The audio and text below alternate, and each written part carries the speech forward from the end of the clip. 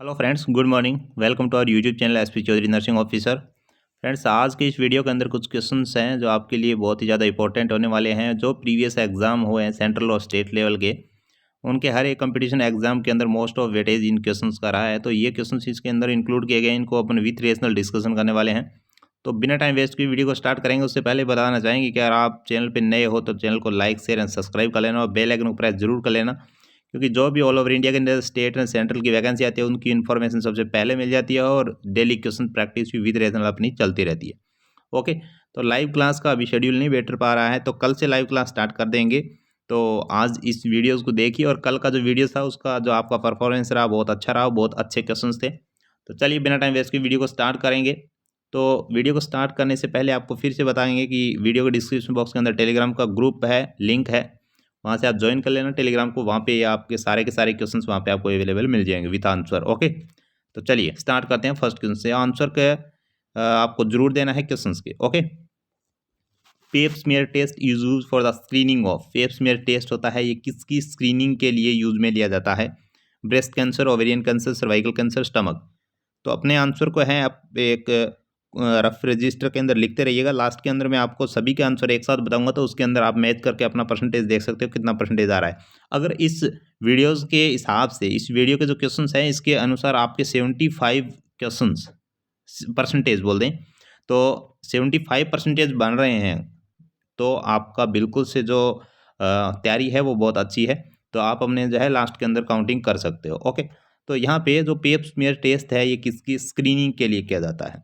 Screening होती है cervical cancer की। इसके अंदर क्या होता है, पेप स्मीयर के लिए जो एक वुड का बना हुआ स्पेक्चुलम यूज में लिया जाता है। ऐसे करके वुडन का बना हुआ है, लकड़ी का बना हुआ होता है, उसको यूज में लिया जाता है। इसको सर्विस के अंदर जो है इंसर्ट करके 360 डिग्री के ऊपर रोटेट करके जो सर्वाइकल म्यूकोसा का जो सिक्रेशंस होता है, म्यूकोसल सिक्रेशन सर्वाइकल जो पार्ट होता है फीमेल का, वहाँ से कलेक्ट करके उसको स्पेसिमिन को टेस्ट किया जाता है। उसको जो है पेप स्मीयर टेस्ट बोला जाता है, जो कि सर्वाइकल कैंसर का फाइंड आउट करने के लिए मोस्ट ओपनली स्क्रीनिंग टेस्ट होता है। तो यहाँ पे मोस्टली जो राइट आंसर जाएगा वो जाएगा ऑप्शन सी, बिल्कुल से राइट आंसर। ओके, चलिए नेक्स्ट क्वेश्चन की बात करते हैं। नेक्स्ट क्वेश्चन है, inflammation of ovary is called. Ovarian का इन्फ्लामेशन है उसको क्या बोला जाता है? सिस्टाइटिस और ऑर्थराइटिस, ऑफराइटिस और लेरेंजाइटिस। सिस्टाइटिस किसको बोला जाता है, ऑर्थराइटिस किसको बोला जाता है, ऑफराइटिस किसको बोला जाता है और लेरेंजाइटिस किसको बोला जाता है? सभी के बारे में एक एक बार आपको ट्रिक से बता देते हैं थोड़ा सा। तो सिस्टाइटिस अपन जो है, सिस्टाइटिस जो है सभी को पता है कि यूरिनरी ब्लैडर होता है उसका इन्फेक्शन हो जाता है। ऑर्थराइटिस के अंदर क्या होता है, टेस्टिस का इन्फ्लामेशन इन्फेक्शन हो जाता है। और ऑफराइटिस के अंदर क्या होता है, ओवेरियन का होता है।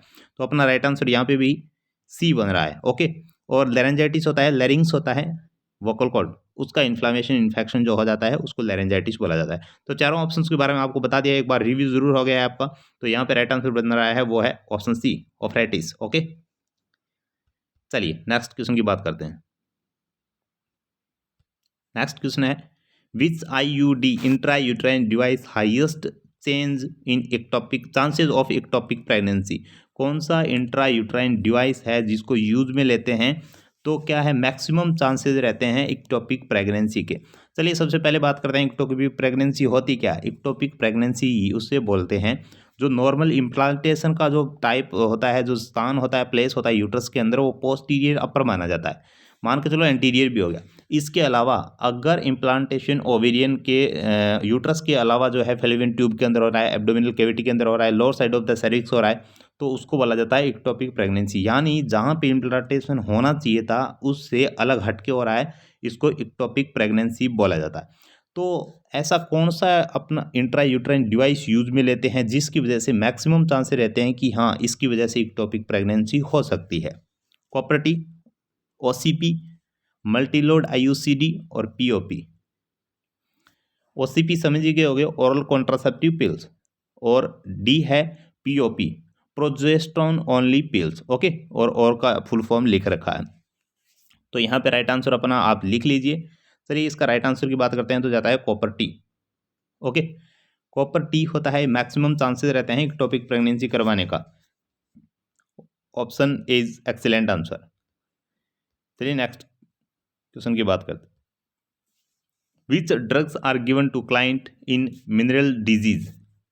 सबसे पहले तो अपने को ये पता होना चाहिए ये डिजीज होती क्या है, मिनरल डिजीज होती क्या है। इस चीज़ के बारे में अगर अपने को पता होगा तो 101% आपको मिनरल डिजीज का पता चलता है। ऑप्शन पढ़ने की जरूरत नहीं पड़ेगी, आप 101% इसका क्वेश्चन का आंसर राइट दोगे। चलिए आपको मिनरल डिजीज के बारे में थोड़ा सा ओवरव्यू करा देते हैं कि मिनरल डिजीज होती क्या है। इसके अंदर क्या होता है फ्रेंड्स, इनर मोस्ट पार्ट होता है ईयर का। ईयर होता है, कान होता है अपना, उसका इनर मोस्ट पार्ट होता है उसके अंदर दो टाइप्स के फ्लूइड होता है, आपको पता है। पेरिलिम्फ होता है, इंडोलिम्फ होता है। इंडोलिम्फ होता है वो अंदर की साइड होता है, पेरिलिम्फ होता है उसके राउंडिंग या चारों तरफ होता है या बाहर की साइड में होता है, ऐसे बोल सकते हैं। तो वो फ्लूइड है, इंडोलिम्फ जो फ्लूइड है वो एक्सेसिव हो जाता है ईयर के अंदर। वो जो होता है सिक्रेशन होता है, उसका एब्जॉर्प्शन होता है। जो उसकी नॉर्मल कंटिन्यूटी होती है, रिदम होती है, उसके अंदर एबनॉर्मलिटीज आ जाती है और एक्सेसिव जो फ्लूइड है एक्युमुलेट हो जाता है अपने ईयर के अंदर, इनर ईयर के अंदर, तो उसको बोला जाता है मिनरल डिजीज। ओके, तो उसको ट्रीट करना है तो उसके लिए क्या करेंगे, तो सीधा सा फंडा यहाँ पे ये चल रहा है कि मैंने आपको बताया है इंडोलिम्फ है बॉडी के अंदर, जो ईयर पार्ट है उसका इनर मोस्ट पार्ट है ईयर का, उसके अंदर फ्लूइड बढ़ रहा है। तो फ्लूइड बॉडी के अंदर जब भी बढ़ता है तो अपना फ्रूसेमाइड लासेक्स जो ड्रग्स होती है जो डाईयूरिसिस करवाती है, यानी यूरिनरी आउटफ्लो को बढ़ाती है, उस ड्रग्स को देंगे जिससे बॉडी के अंदर जो एक्युमुलेट फ्लूइड है उसको ज़्यादा से ज़्यादा एक्सक्रिएट करवा के उसको नॉर्मल पोजीशन सेफ जो है उसके अंदर लाया जा सके। तो मिनरल डिजीज के अंदर फ्लूइड एक्युमुलेट होता है। तो डिजॉक्सिन, पैरासीटामोल, एल्बेंडाजोल और फ्रूसेमाइड आपको आंसर दे रखा है। तो अपने को पता है कि डायूरेटिक जो है फ्रूसेमाइड है, तो ऑप्शन डी बिल्कुल से राइट जाएगा, क्योंकि फ्रूसेमाइड क्या है, जो एक्यूमुलेट फ्लूइड है उसको एक्सक्रिएट करवाने के लिए मोस्ट कॉमनली रिस्पॉन्सिबल होता है, मोस्ट कॉमनली यूज में लेते हैं, अपना सभी को पता है। डिजॉक्सिन, पैरासीटामोल, एल्बेंडाजोल से इसका कोई लेना देना नहीं है। ओके, तो यहाँ पे राइट आंसर जाएगा ऑप्शन डी, बिल्कुल से एक्सीलेंट आंसर। ओके, आप अपने आंसर को जरूर लिखते रहिएगा साथ में लास्ट में जाके मैं सभी का आंसर एक साथ बताऊंगा, तब आप जो है इनका मैच करके अपने परसेंटेज निकाल सकते हो, खुद का इवैल्यूएशन वगैरह भी कर सकते हो as a test series. Okay, चलिए नेक्स्ट क्वेश्चन है friends, myelin sheath of central nervous system is found by. अच्छा क्वेश्चन है, सभी का रेशनल बताएंगे, चारों अपने ऑप्शंस दे रखे हैं इनके, आप ध्यानपूर्वक इसको समझने की कोशिश करना, क्योंकि जो नर्वस सिस्टम पार्ट होता है अपने MSN के अंदर जो पढ़ते हैं ये थोड़ा सा कन्फ्यूजन पार्ट होता है। अगर जब तक नहीं पढ़ते हैं इस चैप्टर को तो अपने को थोड़ा सा इसके अंदर कन्फ्यूजन होता रहता है। तो CNS सेंट्रल नर्वस सिस्टम के अंदर जो माइलिन शीथ होती है, सबसे पहले बात करते हैं सेंट्रल नर्वस सिस्टम क्या क्या होता है। सेंट्रल नर्वस सिस्टम के अंदर फ्रेंड दो पार्ट आते हैं, एक तो आता है स्पाइनल कॉर्ड, ओके, और एक आता है ब्रेन। सेंट्रल नर्वस सिस्टम के दो पार्ट होते हैं, स्पाइनल कॉर्ड और ब्रेन। चलिए सेंट्रल नर्वस सिस्टम को समझ गए, central nervous system, spinal cord और ब्रेन है। चलिए इन दोनों के जो नर्व्स होती है उसके ऊपर क्या होती है, माइलिन शीथ। चलिए अब बात करते हैं माइलिन शीथ के। आंसर खुद ही आप बताओगे, मैं नहीं बताऊंगा, मैं क्वेश्चंस का आपको पूरा आंसर क्वेश्चन बता रहा हूँ, क्वेश्चन क्या पूछ रहा है, आंसर आप खुद बताओगे। माइलिन शीथ क्या होती है, जो नर्व्स होती है फ्रेंड्स, आपने न्यूरॉन्स का स्ट्रक्चर पढ़ा होगा, ऐसे जैसे पौधा होता है वैसे एक न्यूरॉन्स की स्ट्रक्चर होती है। इसके ऊपर क्या होती है, एक लेयर होती है, एक थिन लेयर होती है माइलिन शीथ, जो सपोर्टिंग सेल का काम करती है, यानी ऐसे बोल दे कि उसको जो है इम्पल्स होती है उसको फास्ट करने में भी काम आते हैं, और माइलिन शीथ उसको बोला जाता है। तो सेंट्रल नर्वे की माइलिन शीथ है, यानी स्पाइनल कॉर्ड और ब्रेन की जो माइलिन शीथ है वो किस से बनी होती है, क्वेश्चन ये है। अब आप आंसर देख सकते हो, ऑप्शन ए है स्वान सेल, ऑप्शन बी है ओलिगोडेंड्रोसाइट, ऑप्शन सी है माइक्रोग्लिया और ऑप्शन डी है सैटेलाइट सेल। तो आपको आंसर देना है इसका, तो इसका आंसर जो राइट जाएगा वो जाएगा ओलिगोडेंड्रोसाइट। ऑप्शन बी जो है वो बिल्कुल से आपका राइट आंसर है ओलिगोडेंड्रोसाइट। ये क्या होता है, सेंट्रल नर्वस सिस्टम, CNS और एक PNS होता है, पेरिफेरल नर्वस सिस्टम। तो सेंट्रल नर्वस सिस्टम का जो माइलिन शीथ होती है वो अलग होती है, पेरिफेरल नर्वस सिस्टम की जो माइलिन शीथ होती है वो अलग होती है। तो सेंट्रल नर्वस सिस्टम की माइलिन शीथ होती है वो ओलिगोडेंड्रोसाइट से बनी होती है, जो कि ऑप्शन बी बिल्कुल से राइट आंसर है। चलिए इनके ऑप्शंस के बारे में पूरी डिटेल से अपन बात करते हैं कि ऑप्शन ए है स्वान सेल है, ये क्या होती है, माइक्रोग्लिया क्या होता है, सैटेलाइट सेल क्या होती है। एक क्वेश्चंस नहीं, क्वेश्चन कम है, बट जो ऑप्शंस हैं जो क्वेश्चंस को खुद को एक्सप्लेन कर रहे हैं, ऐसे करके यहाँ पे एक क्वेश्चंस के अंदर 10 क्वेश्चन निकल रहे हैं। ओके, तो चलिए फर्स्ट क्वेश्चन इससे बात करते हैं, स्वान सेल क्या होती है। स्वान सेल होती है, जैसे मैंने आपको क्वेश्चंस के अंदर बताया, myelin sheath of central nervous system क्या है, ओलिगोडेंड्रोसाइट। तो स्वान सेल है, ये क्या है, पेरिफेरल नर्वस सिस्टम, क्वेश्चंस के अंदर मैंने पूछा सेंट्रल नर्वस सिस्टम, तो ओलिगोडेंड्रोसाइट। अगर यहाँ पे सेंट्रल नर्वस सिस्टम ना पूछ के अगर ऐसा पूछ लिया जाए कि माइलिन शीथ होती है peripheral nervous system, peripheral nervous system की माइलिन शीथ होती है, वो किससे बनी होती है, तो आपका राइट आंसर हो जाएगा स्वान सेल। तो Schwann cell peripheral nervous system के लिए और ओलिगोडेंड्रोसाइट्स हैं वो सेंट्रल नर्वस सिस्टम के लिए। ओके, नेक्स्ट की बात करते हैं माइक्रोग्लिया। माइक्रोग्लिया क्या होती है, ये होती है फैगोसाइटिक एज ए मैक्रोफेजिस की प्रोसेस होती है, यानी ये बॉडी के अंदर जो अपना सेंट्रल नर्वस सिस्टम होता है उसको सपोर्टिंग का काम करती है, उसकी इम्यूनिटी बढ़ाती है और उसको जो है इन्फेक्शन, इन्फ्लामेशन, बैक्टीरिया, वायरल जो भी होता है उससे प्रोटेक्ट काम करने का काम करती है। ओके, तो ऑप्शन सी जो है माइक्रोग्लिया, ये है प्रोटेक्टिंग सेल या फेगोसाइटिक सेल्स होती है। ओके, चलिए ऑप्शन डी की बात करते हैं। ऑप्शन बी के अंदर, डी के अंदर दे रखा है सैटेलाइट सेल। ये क्या है, ये जो सेंसरी नर्व है अपनी बॉडी की, स्पाइनल जो गैंग्लिया है, इनको क्या करते हैं, enclose the cell bodies. Cell के अंदर जो central nervous system, peripheral nervous system के अंदर सेल्स होती है, उसकी बॉडीज होती है, उसके सेंसरी जो पार्ट होता है उनको मेंटेनेंस करने का काम करती है। ओके, तो यहाँ पे कम से कम 10 क्वेश्चन को आपका रिवीजन हो गया है। तो सेंट्रल नर्वस सिस्टम के लिए यहाँ पे बी आंसर राइट है। ऑप्शन सभी मैंने आपको बता दिया है। एक बार अगर आपको लग रहा है कि समझ नहीं आया तो वीडियो को बैक करके एक बार जरूर सुन लेना। अगर इस वीडियो को 2 बार इस क्वेश्चन को देखते हो तो 101%, 95% तक आपको इस चीज़ का, अगर आपने थ्योरेटिकली पोर्शन नहीं भी कवर कर रखा है तो भी आप इस चीज़ को कवर कर सकते हो, क्योंकि ऑप्शंस मैंने कुछ ऐसे डाले हैं जिसके अंदर जो है आप पूरा एमएसएन की जो कुछ टर्म्स हैं वो पूरी की पूरी आप यहाँ पे याद कर सकते हो कंपटीशन ऑफ क्यू के। ओके, चलिए नेक्स्ट क्वेश्चन। नेक्स्ट क्वेश्चन है friends, which organ is responsible for inspiration. Inspiration यानी एक होता है एक्सपायरेशन, एक होता है इंस्पायरेशन। इंस्पायरेशन यानी ब्रीदिंग करते हैं ना अपन, तो एक्सहेल करते हैं, इनहेल करते हैं, यानी जो इन्वायरमेंट के अंदर जो ऑक्सीजन है या कोई भी गैस है, कार्बन डाइऑक्साइड, नाइट्रोजन है, उसको इनहेल करते हैं बॉडी के अंदर, वो होता है इंस्पायरेशन। तो उसके अंदर कौन सा ऑर्गन रिस्पॉन्सिबल होता है जिससे अपना इंस्पायरेशन होता है? नॉर्मल तो होता नहीं होगा, है ना। तो चलिए बात करते हैं ऑप्शंस की।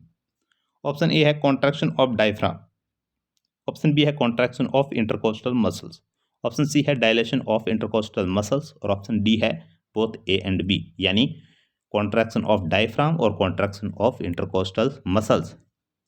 तो आप अपना आंसर लिख लेना। यहाँ पे राइट आंसर जा रहा है ऑप्शन डी। तो फ्रेंड्स इसके अंदर डी कैसे जाएगा, कॉन्ट्रैक्शन ऑफ डायफ्राम और कॉन्ट्रैक्शन ऑफ इंटरकोस्टल मसल्स। अगर आपको कभी डायग्राम, आपको एक इमेजिंग कर सकते हो, मैं आपको रफली एक बार बना के बता देता हूँ, बाकी यहाँ पे बनाना पॉसिबल नहीं है। ओके, तो ऐसे करके कुछ अपने लंग्स होते हैं, फॉर एग्जांपल आप थोड़ा सा समझने की कोशिश करना, तो उसके ऊपर क्या होती है, रिब्स होती है। ओके, तो ये रिब्स होती है, इनके बीच के अंदर मसल्स होती है, एक रिब्स दूसरे से जुड़ी हुई होती है। ओके, तो डायफ्राम है, ये हो गया पूरा का पूरा डायफ्राम, तो इसकी मसल्स क्या होगी, कॉन्ट्रैक्ट होगी। ओके, और जो इंटरकोस्टल मसल्स, ये जो रिब्स है इसके बीच की मसल्स है, ये भी कॉन्ट्रैक्ट होगी, जिसकी वजह से क्या होता है, इंस्पायरेशन प्रोसेस शुरू होती है।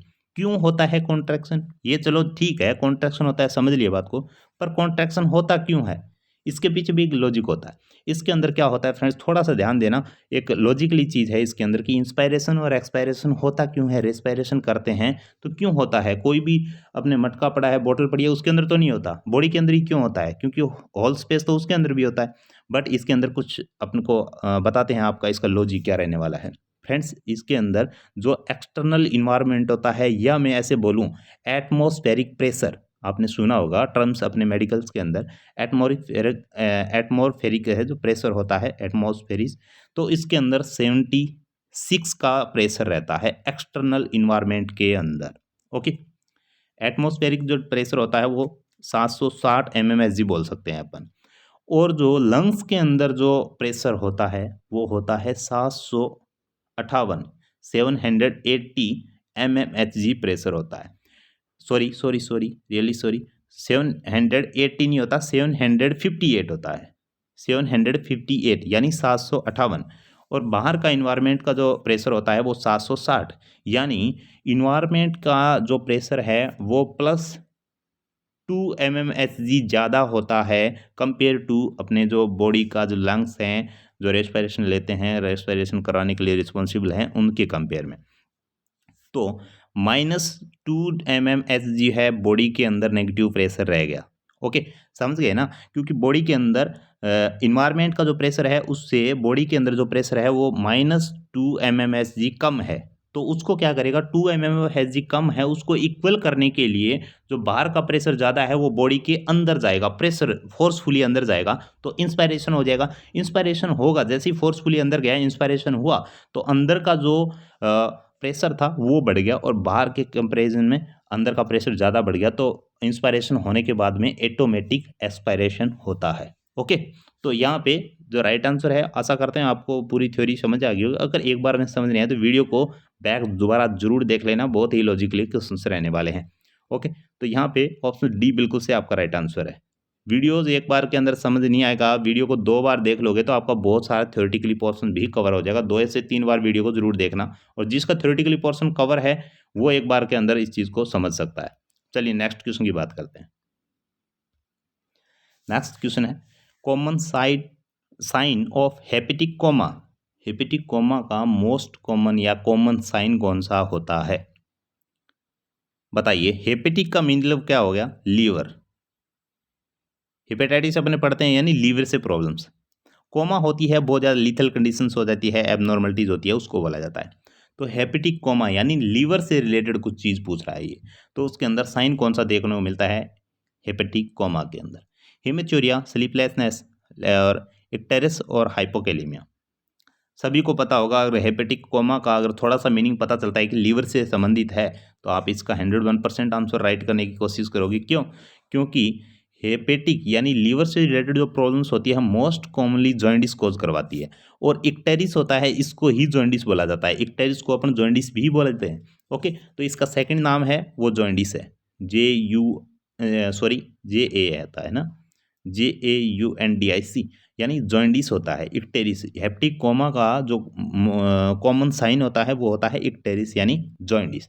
इसके अंदर क्या होता है? Yellow staining of body tissue and fluid. Body के अंदर जो टिश्यूज होते हैं, बॉडी का फ्लूइड होता है, ये थोड़ा येलोइश कलर का हो जाता है। बॉडी जो आइज है, नेल्स है, ये म्यूकस मेम्ब्रेन्स होती है, ये क्या होती है? येलो कलर का हो जाता है, क्योंकि बॉडी के अंदर जो बिलिरुबिन है वो ज़्यादा बढ़ जाता है बॉडी के अंदर, जिसको जॉइंडिस बोला जाता है। तो हेपेटिक कोमा के अंदर जो नॉर्मल प्रोसेसिंग होती है, यूटिलाइजेशन होता है बिलिरुबिन का, वो नहीं हो पाता, तो बॉडी के अंदर एक्सेसिव अमाउंट के अंदर बिलिरुबिन जो है उसकी मात्रा बढ़ जाती है, जिसके वजह से जॉइंडिस होता है। ओके, तो यहाँ पे राइट आंसर जाएगा, बिल्कुल से एक्सीलेंट आंसर है वो, सी जाएगा।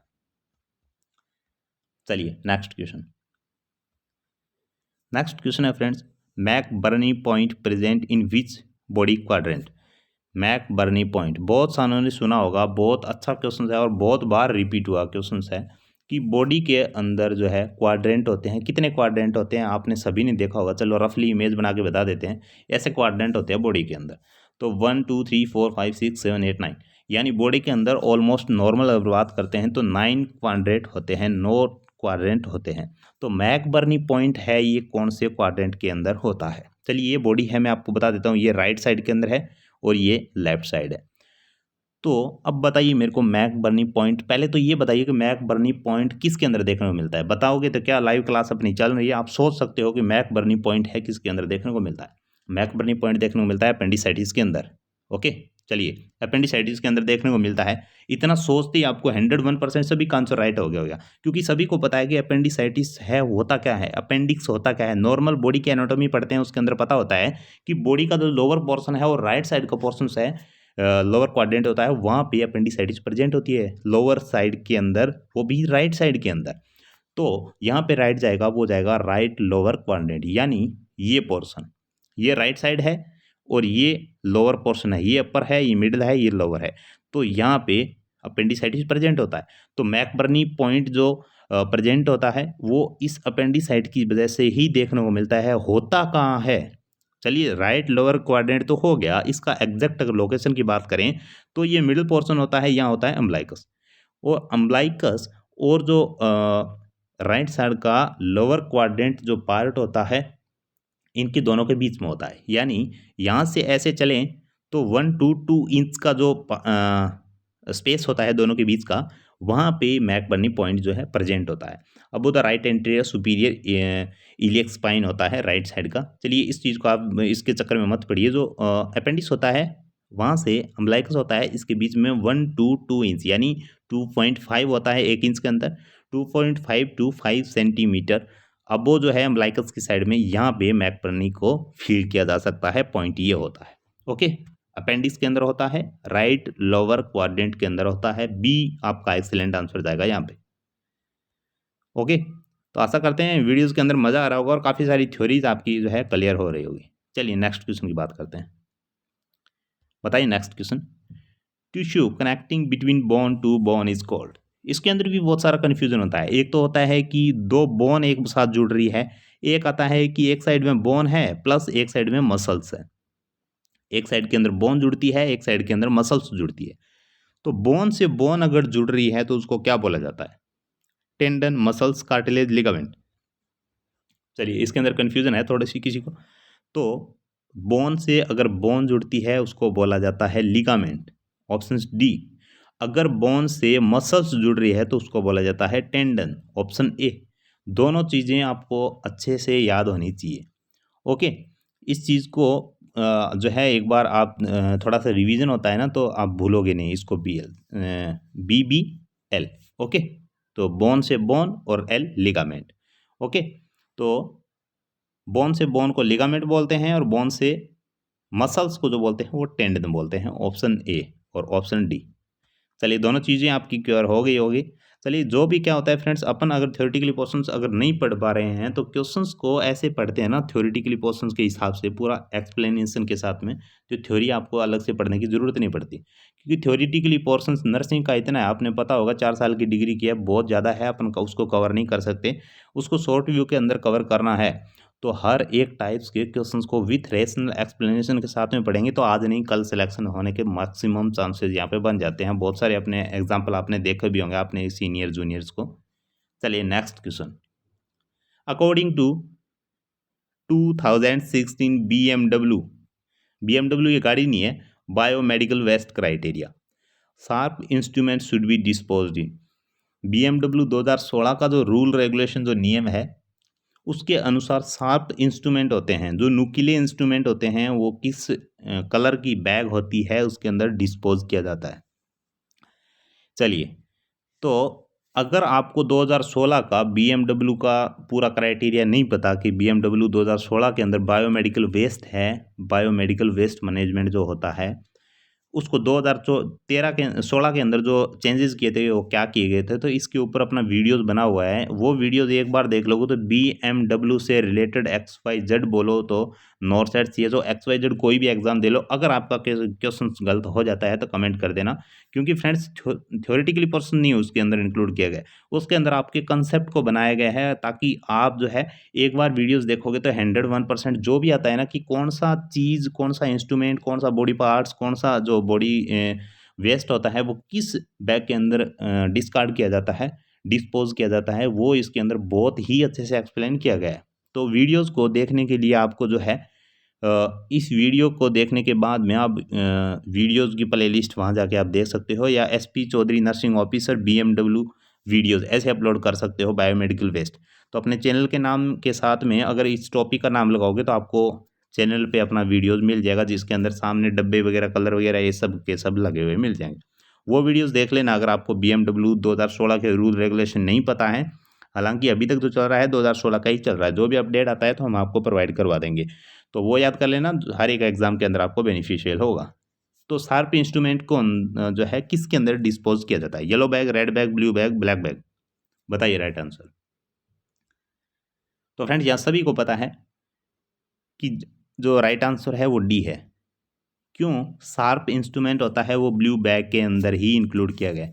आपको पता हो कि 2016 की गाइडलाइंस के अनुसार BMW बायोमेडिकल वेस्ट के अंदर कौन कौन से टाइप्स के बैग यूज में लिए जाते हैं, तो आप हमें कमेंट कर देना, बता देना कि कौन कौन से टाइप्स के बैग यूज में लिए जाते हैं। अगर आपको नहीं पता है तो वीडियोस आपको ज़रूर देख लेना।